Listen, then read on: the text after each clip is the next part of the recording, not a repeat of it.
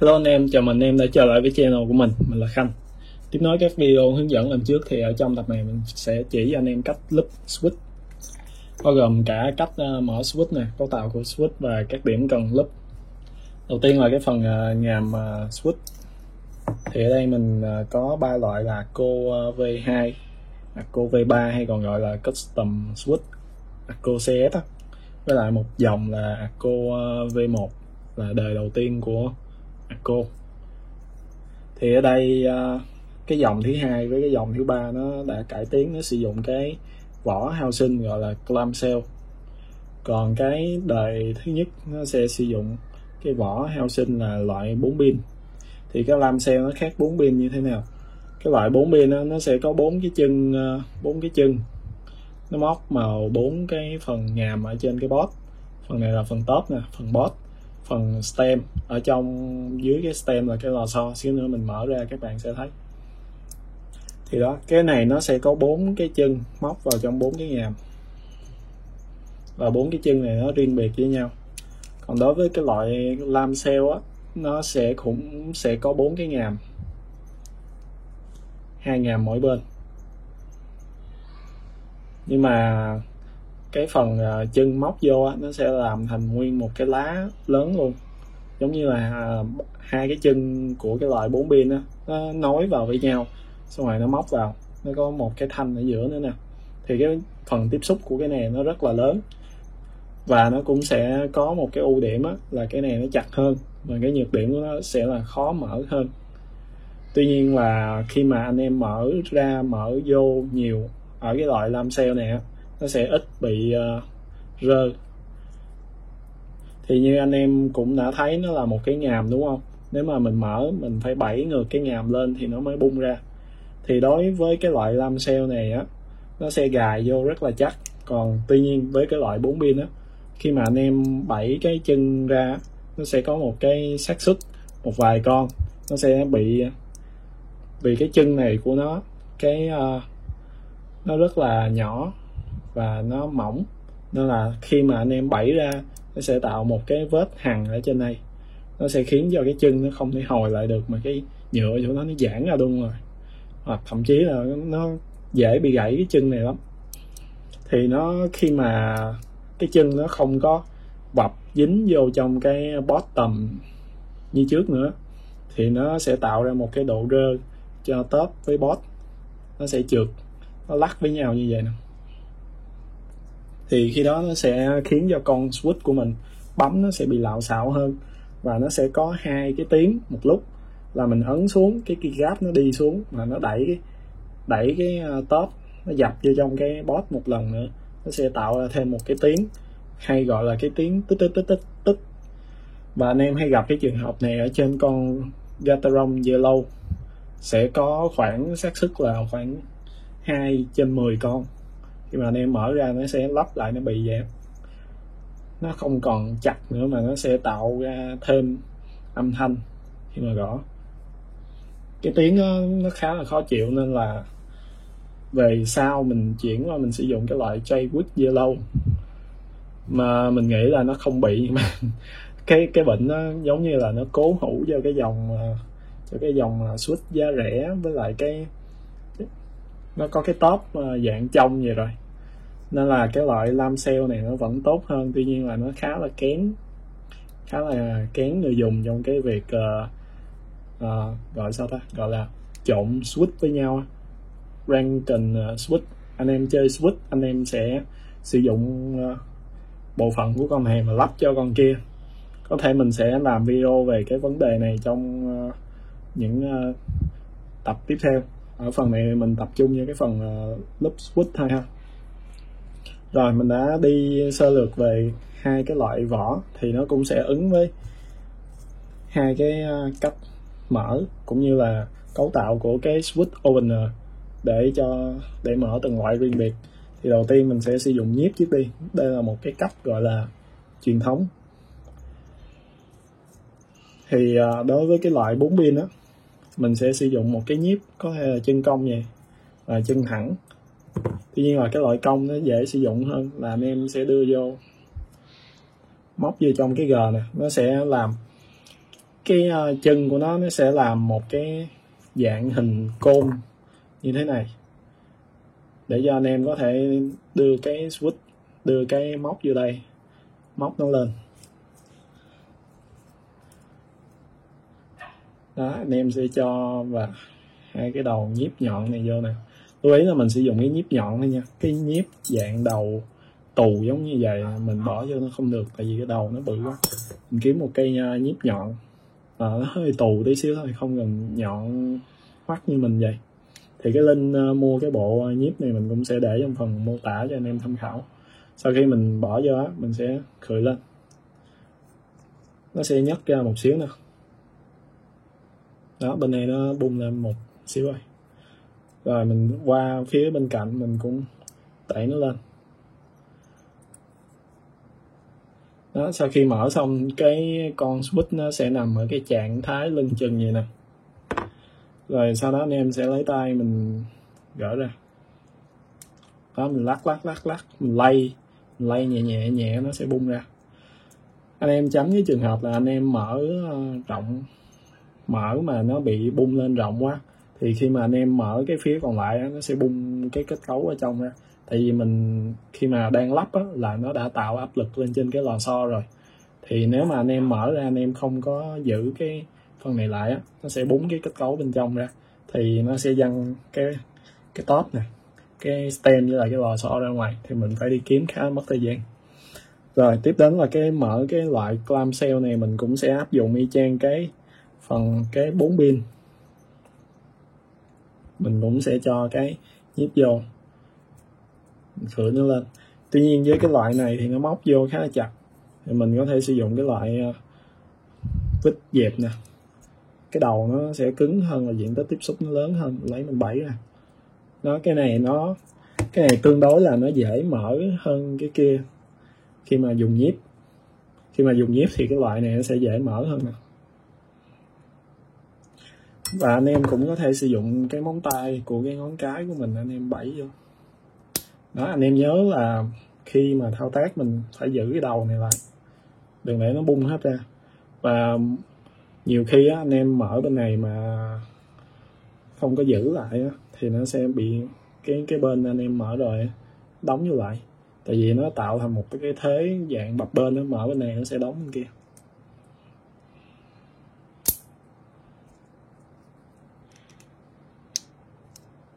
Đó, sau khi anh em cái loại này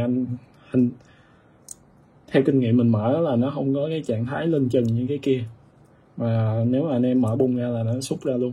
Là anh em lưu ý phải giữ cái phần top lại, chứ để nó bung kết cấu bên trong ra mình phải đi kiếm lại, khá mất thời gian.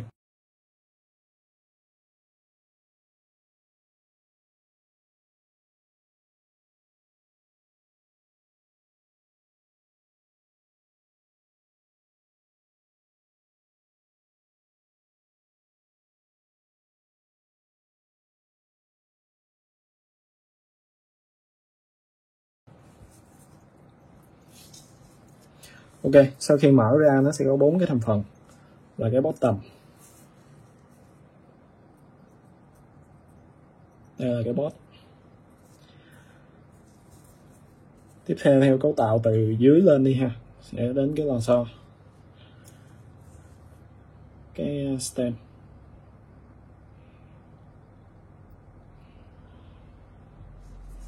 và cái top.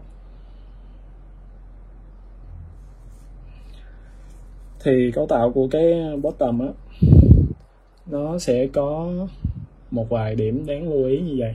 Cái cấu tạo của nó anh em xem bài viết nó sẽ cụ thể hơn, còn ở đây mình hướng dẫn cho anh em lúc thôi. Mình sẽ nói tới một số cái vị trí đặc biệt, là nó sẽ có 2 cái thanh ray cho cái stem trượt ở trong. Thì với cái hành trình trượt nó sẽ tạo ra ma sát, rồi chỗ này mình cần lúp để cho khi bấm nó mượt. Đó, mình lúp ở dưới, mình quẹt lên.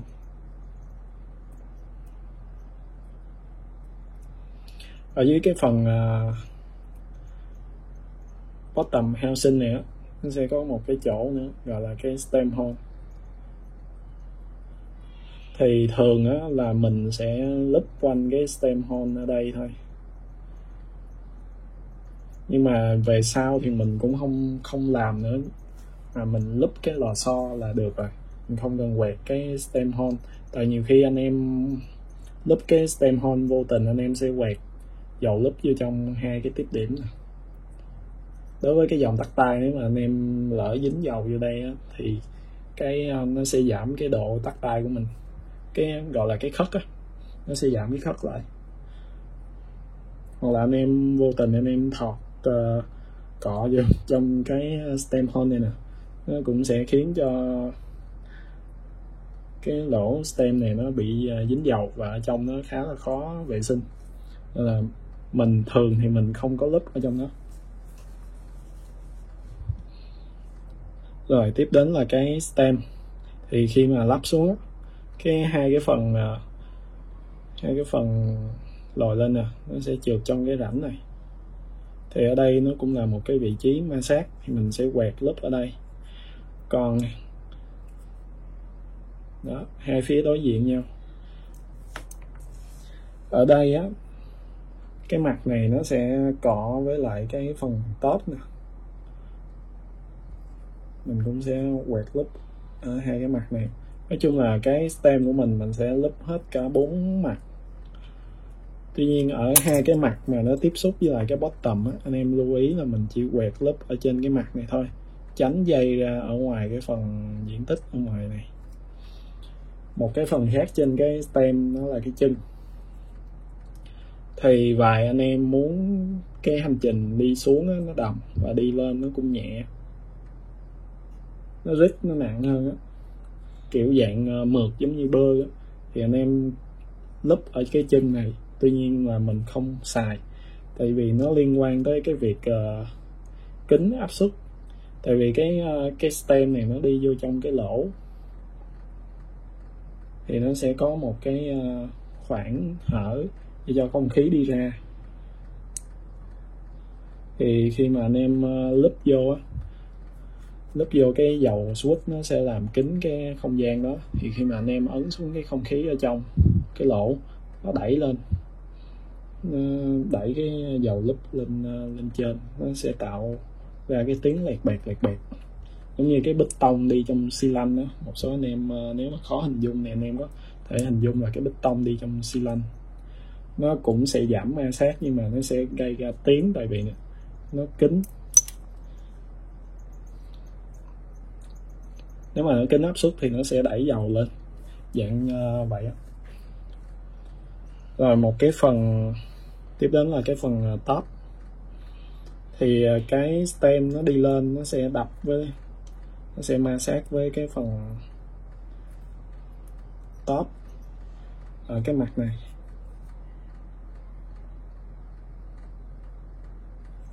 Và mặt này, hồi nãy ở cái stem là mình lúp rồi, nên là cái phần top này mình không lúp ở đây với ở đây cũng được, mình khỏi lúp cũng được, tại vì ở trên stem mình lúp rồi. Mình sẽ lúp cái phần này. Cái phần này nó cũng sẽ tiếp xúc với lại cái mặt lồi lên của cái con stem này.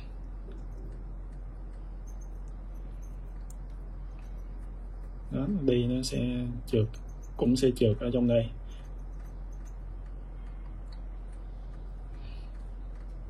Và cái phần này nó cũng khá là liên quan đến cái phần với cái việc là rung lắc switch. Thì mình lúp ở đây nó cũng giảm thiểu được phần nào, thì mình lúp ở cái mặt này đó.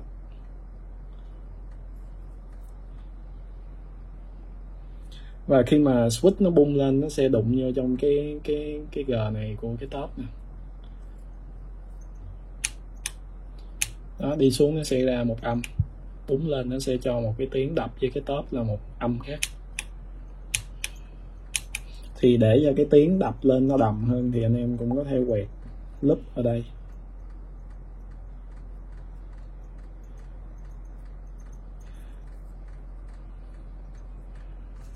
Còn tiếp đến là cái lò xo. Cái lò xo này anh em có thể lúp, nếu mà anh em lúp vài con đó, thì anh em lúp lẻ ngoài, anh em lấy cọ quẹt vậy. Còn nếu mà anh em lúp nhiều á, thì mình sẽ gỡ switch ra hết một lượt, mình đặt cái lò xo để dành cái lò xo ra một cái khay nè. Sau khi mình gỡ xong hết, mình lấy mình bỏ vô trong một cái bịch, sau đó mình nhỏ dầu lúp vô, mình lắc lên, xong mình đổ ra, mình để ráo. Trong cái thời gian nó ráo thì mình sẽ tranh thủ mình lúp cái phần bottom nè. Rồi sau đó gắn phim xong rồi mình bắt đầu mình đặt lò xo vô, rồi mình lúp stem, mình đặt stem lên trên cái lò xo, rồi mình xử lý tiếp đến cái phần top, rồi sau đó mình gài lại là xong. Thì cái quy trình gài lại như thế nào là cái bottom luôn nè. Đó, mình cho cái lò xo vô, lò xo thì mình đặt vô đầu nào cũng được. Nếu mà anh em nào kỹ để ý thì cái lò xo nó sẽ không có cân đối, mà cái đầu dày hơn nè, nó sẽ thường là nằm ở dưới, nó sẽ có một cái đầu mà phần này nó dày hơn cái phần trên nó mảnh hơn. Thì cái phần dày hơn thì anh em sẽ để nó xuống dưới, còn cái phần mảnh hơn anh em để lên trên. Còn cái con này đều vậy thôi, mình để đầu nào cũng được. Rồi sau đó mình sẽ đặt cái stem lên, và cái stem anh em sẽ đặt theo cái chiều như vậy. Cái chân tiếp điểm á, cái này mình sẽ phân biệt với cái chân stem, mình gọi là cái chân tiếp điểm. Cái phần này mình sẽ quay lên trên cái lá đồng thì bấm mới được. Còn thí dụ anh em quay ngược lại thì ấn xuống nó cũng không được, tại vì nó sẽ móc vô trong cái thành bên này của cái switch, sẽ vướng vào đây. Đó, thì mình sẽ quay cái stem lên vậy, quay cái chân tiếp điểm về hướng của cái lá đồng. Rồi sau đó cái phần top housing đó,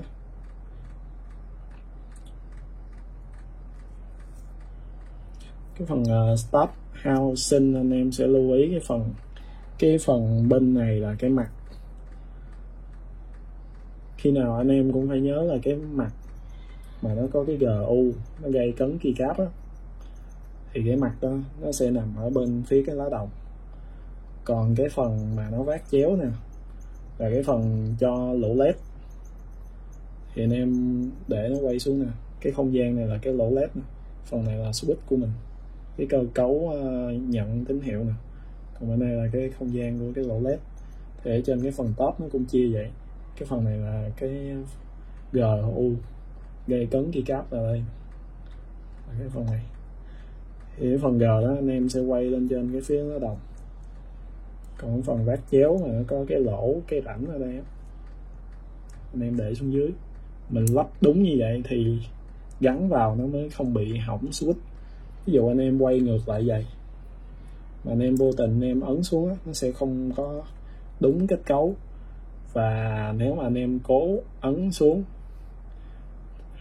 mà nhiều khi là do mình lúp nhiều quá, mình kiểu nó vào cái trạng thái mệt mỏi rồi đó, mình sẽ hay bị quên và mình gắn ngược như thế này. Thì nếu mà để như thế này ấn xuống thì cái điều hiển nhiên sẽ xảy ra, nó không có đúng kết cấu, nên là cái phần này sẽ đè lên trên cái lá đồng và làm hỏng cái lá đồng của mình. Thì anh em đặc biệt lưu ý cái phần này là mình phải lắp đúng chiều và không có thể hoàn tác lại đâu anh em, không redo được. Ví dụ anh em mua một cái con switch Holy Panda đi, mà anh em thực hiện cái thao tác lắp lại nó mà sai cái là coi như bỏ luôn 25 hoặc 35 ngàn do cái con switch đó, khá là tiếc. Với mấy con Gateron thì anh em mua dư nhiều thì nó cũng đỡ tiếc. Ví dụ mà anh em lúp mấy con switch 10 mấy 20 ngàn hoặc là 30 mấy ngàn á, nó hỏng cái thì tiếc đứt ruột luôn. Thì sau khi mà lắp lại anh em ấn thử xem là nó đúng chưa. Anh em có thể nhấp nhẹ cái về coi nó có bị cứng không. Nếu mà nó cứng thì mình phải mở ra mình coi là mình lắp sai cái gì. Còn nếu mà ấn xuống thấy nó không cứng thì anh em cứ xuống từ từ vậy. Còn nếu mà anh em tự tin rồi đó, anh em cứ lắp lại, anh em nhấp mấy cái dạng cho dầu nó đều ra, rồi anh em bỏ ra một bên. Thì đó là mình đã đi sơ về cái lý thuyết của loop rồi, mình sẽ chuyển qua một cái phân đoạn khác mình làm thực tế cho anh em coi.